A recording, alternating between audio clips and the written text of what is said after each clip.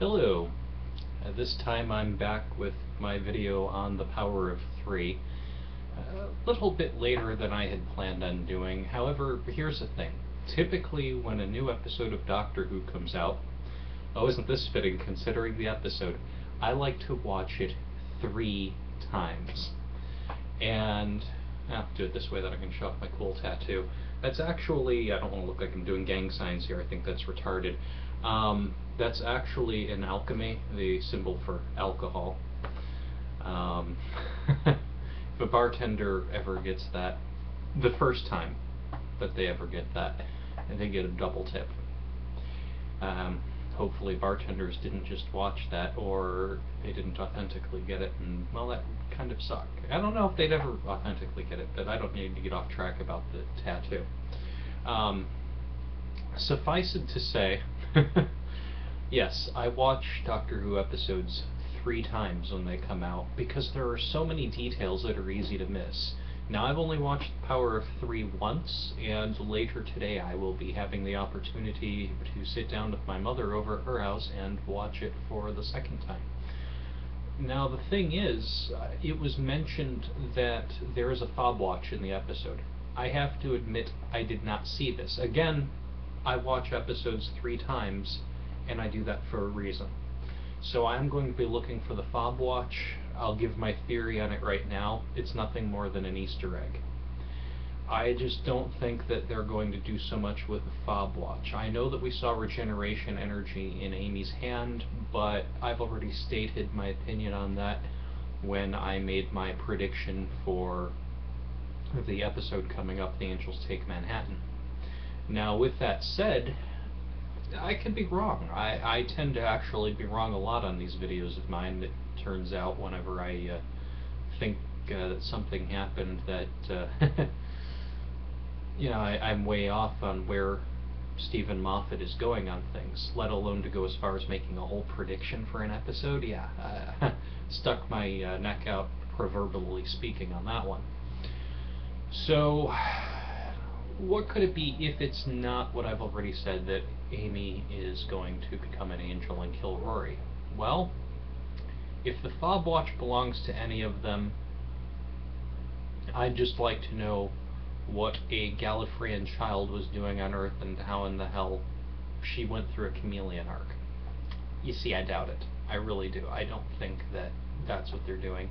And I don't think that they're going to say that Rory was really a Gallifreyan, Time Lord or not. It just, no. So if I'm wrong, hey, cool, then I hope that they do a really good explanation, because it could be really, really cool, or it could be really tacky, all depending on how it's done. Now, knowing Stephen Moffat being just a bit sadistic, if he did go the route of Amy being Gallifreyan, I could see what he would do. She would either turn out, although it would be really weird if they're having been a child, but this Stephen Moffat, who knows.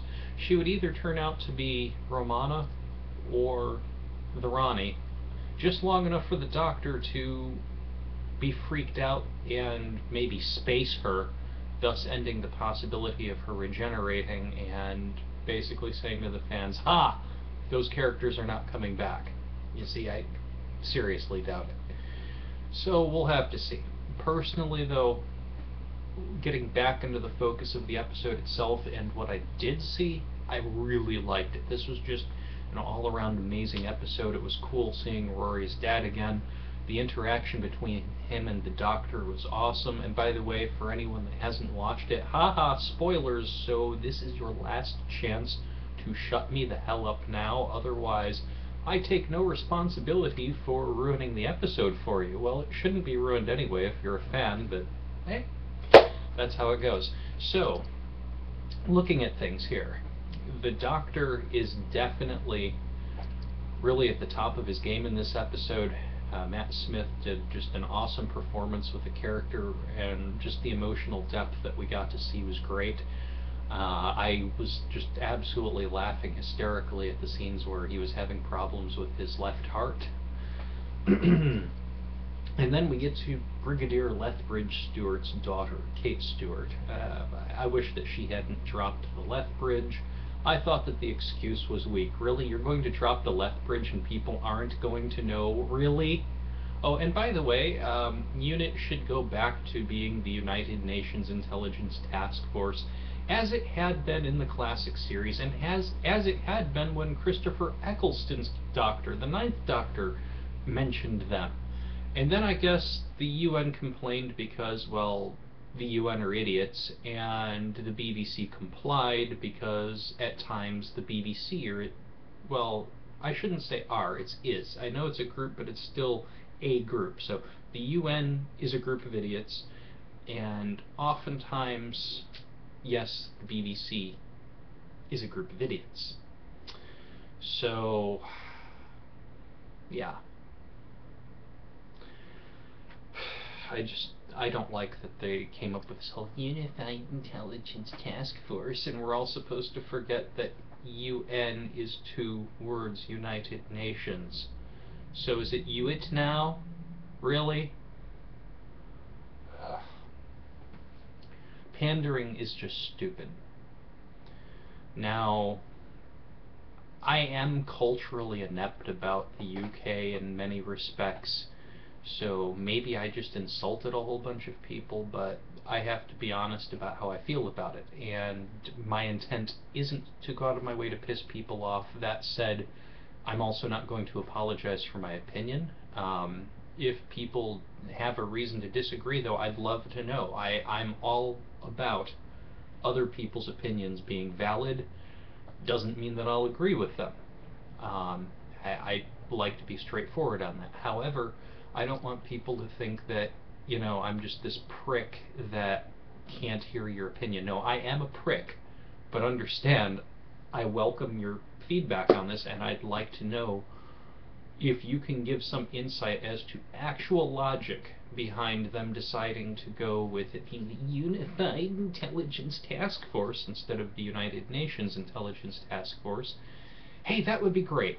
I can't see a logical reason for it.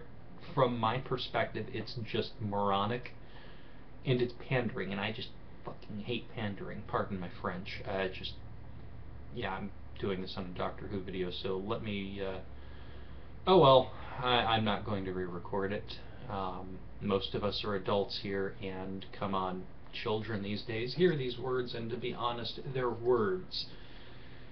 I'm not saying that we should, you know, intentionally be vulgar around little children, but I also think that perhaps we should stop bubble wrapping society some and just enjoy things like Doctor Who. It's a great series, and this episode was really over the top in wonderful ways. The Chakri were amazing. It was great, and I know we only saw a tiny bit of the Chakri, and then it was just a hologram on a ship. But come on, that was great. They didn't explain a lot, so there's still a lot of room to develop.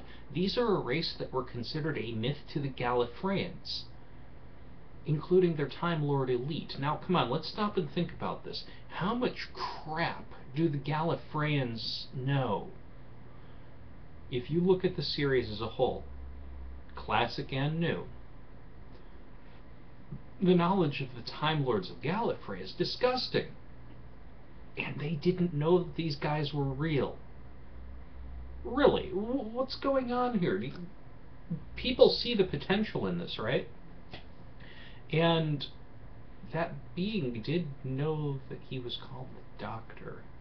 But everybody else is forgetting. I'm hearing, and now I haven't been reading and following up on a lot of these other fan sites that many of the people doing these videos in the Whovian community have been doing, but I hear that they're going to do a whole thing where everybody is forgetting the Doctor. You know, not just the Daleks because of what Oswin did, but everybody. And I did read a little spoiler clip wherein basically brain cells unite here. It's blue outside, and I'm not a morning person. Anyway, where River Song goes ahead and, more or less in the dialogue between her and the Doctor, spills the beans that she knows that he's been erasing himself from everybody's memory. which he more or less confirms in his way of circle talk that's just so hysterical. So, yeah, who in the hell knows? But if the Doctor is removing himself from everybody's memory, but the Shakri remember him, and the Shakri call him by his moniker of the Doctor, could it be that the Shakri are behind the silence? It's something that we've never seen coming because we've never heard of the Shakri. We know that it's not Omega, as cool as it would be, and as much as Stephen Moffat teased us with Omega symbols, it's not Omega. If it was Omega, that hand would have been shown by now. Unless... see, there's an unless here. Unless the Shakri are behind... Or, excuse me, I got that bass-ackward. Unless Omega is behind the Shakri. In which case, they shouldn't have just been a myth to the Time Lords. They should have been boogeymen. Just a thought. So, what does everyone else think? The Shakri, are they behind the silence, or is this something completely unrelated where Stephen Moffat will pick up with it and go, once the whole fall of the 11th and conclusion of everything with the silence has been, well, concluded? I don't know. I'm really taking guesses here based on observations. Hell, some of this stuff is just coming to my mind while I'm explaining it now. So we are all going to have to wait and see. All that I can say is that I'm really excited, and I think that The Power of Three was a fantastic episode. I didn't expect it to suck. Let me just say this flat out. I did not expect it to suck. But at the same time, I was not expecting as great of an episode as it was. I always, even the crap episodes, even Love and Monsters, yes, even that, I watch Doctor Who episodes when they come out 3 times. That's my rule. I may watch them more, but I always watch them 3 times. That is the power of 3. So, God, I'm a nerd. And proud.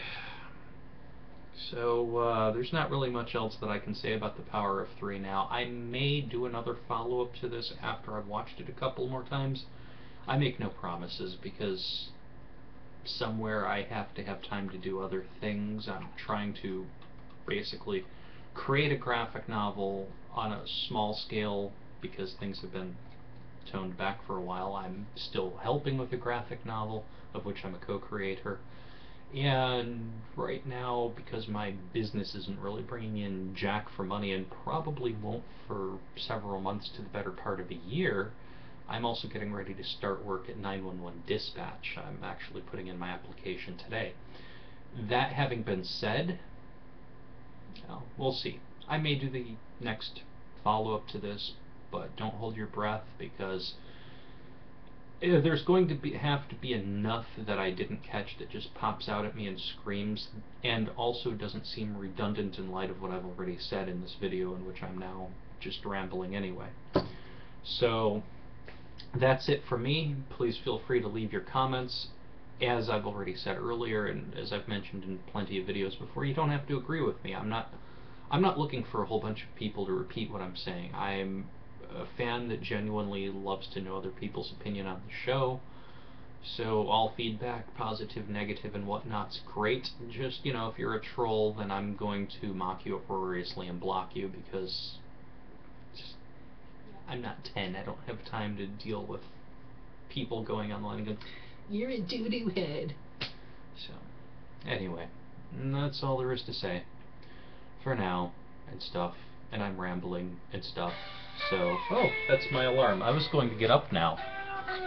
Oh, I hate this thing. Evil, evil alarm. I hate alarms. Alarms are terrible. So, yeah, 8 in the morning. Or 1 over in the UK. See, 1 is better time. That's when I'd rather be waking up. Only I don't mean 1 in the UK time here, because then it's 8 a.m. and then, well, it's still 8 a.m. and I hate waking up at 8 a.m. I hate being up when the sun is up, but I have to be up in the daytime. So, yeah, this is me signing off because I have this mysterious thing to do called work for, well, a few hours anyway. It's not going to be a very long day for me, just a very dull and slow day. Goodbye. Leave your comments.